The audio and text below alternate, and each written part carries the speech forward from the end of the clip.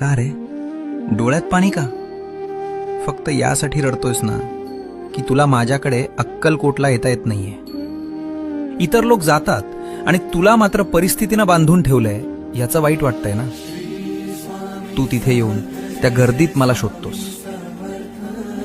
पण मी तर तुझ्या घरातल्या त्या कोपऱ्यात तुझ्या देव्हाऱ्यात मांडी घालून बसलोय.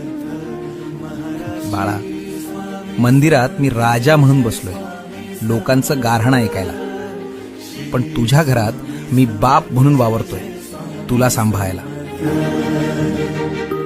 मग राजाच्या दरबारात जाणं महत्वाचं की बापाच्या मांडीवर बसणं महत्वाचं?